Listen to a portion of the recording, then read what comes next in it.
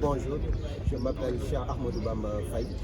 Je suis étudiant en doctorat de médecine, président de l'amicale des étudiants de la faculté de médecine, de pharmacie et d'odontologie de l'Université Cheikh Anta Diop de Dakar.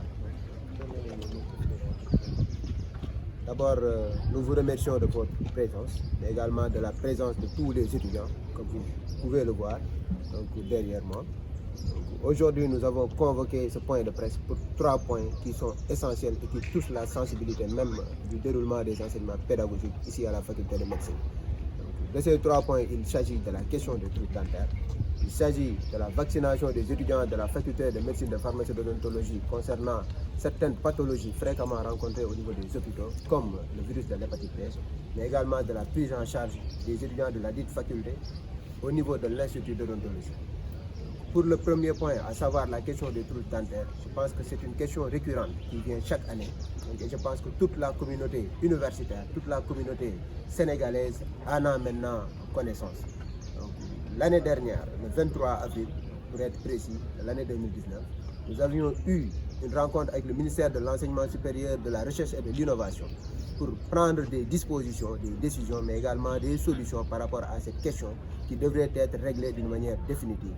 Donc, de cette rencontre, il a été décidé de prendre un certain nombre de dispositions, à savoir la scission de la trousse dentaire de celle des vétérinaires, à savoir la délocalisation de ces trousses-là au niveau de la faculté, mais également à savoir procéder à un marché de clientèle qui permettrait de régler la question des trousses dentaires sur 3 ans et faire en sorte que ces trousses puissent être disponibles pour les étudiants dès le début de chaque rentrée scolaire.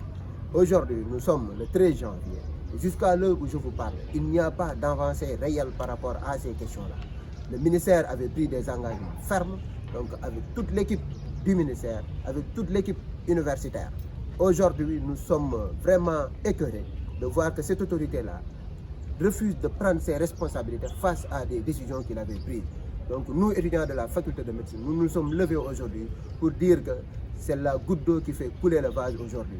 Nous ne pouvons plus accepter cette condition-là. Les étudiants sont en train de travailler dans des conditions très difficiles à défaut de matériel. Donc nous savons tous que les enseignements pédagogiques requièrent un certain nombre de matériaux. Donc, et ces matériaux-là constituent même le soubassement d'un enseignement performant. Aujourd'hui, les étudiants vont être reprochés de défaillance par rapport à leur qualité de formation. Mais cette défaillance est en grande partie due à ce retard de réception des trousses dentaires qui aujourd'hui vaut de l'or pour les étudiants de la faculté de médecine. L'autre point, c'est par rapport à la vaccination des étudiants contre certaines pathologies, comme le virus de l'hépatite B. Je pense que toute la population sénégalaise est consciente d'un état de fait aujourd'hui. Les étudiants de la faculté de médecine, de pharmacie et d'odontologie sont toujours à l'hôpital pour des stages pédagogiques. Donc, qui parle de stages pédagogiques, donc parle de stages qui sont en rapport avec l'autorité universitaire, avec le ministère de l'Enseignement supérieur, de la Recherche et de l'Innovation. Ces étudiants sont en contact permanent avec les pathologies. Et nous savons tous que la transmission du virus de l'hépatite B est tellement facile que le niveau ne se discute même plus. C'est un fait avéré, les études l'ont montré. Même la simple goutte de salive peut permettre la transmission de ce virus de l'hépatite B. Aujourd'hui, les étudiants en chirurgie dentaire sont obligés à longueur de journée d'ouvrir des bouches de patients sans pour autant être vaccinés contre ces pathologies-là. Et la plupart du temps, nous sommes obligés d'attendre que l'étudiant de la faculté de médecine, de pharmacie et d'odontologie tombe malade pour être là à faire des quêtes à n'en plus finir. Et ce qui est désolant, c'est que pour la plupart du temps, nous finissons par perdre notre camarade. Des situations que nous ne pouvons plus accepter ici à la faculté de médecine si on parle d'un enseignement de qualité, si on parle de la prise en charge des étudiants. Je pense que ces questions sensibles-là doivent être prises en compte au préalable pour asseoir un enseignement de qualité ici à la faculté de médecine, de pharmacie et d'odontologie. L'autre point, c'est par rapport à la prise en charge des étudiants en chirurgie dentaire.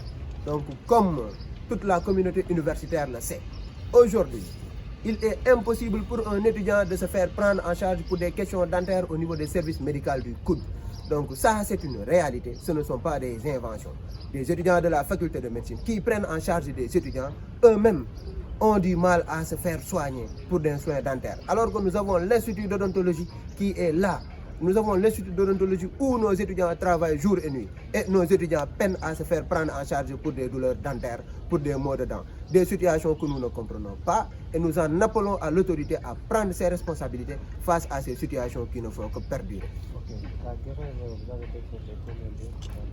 Aujourd'hui, nous avons décrété une cessation des activités pédagogiques. En d'autres termes, ni cours, ni stage, ni TP, ni aucune activité pédagogique au niveau de la faculté pour alerter toute la communauté universitaire, mais également pour alerter toute la communauté nationale par rapport à ces questions-là. Est-ce qu'il y a des démarches que vous avez entamées avec le ministère actuel?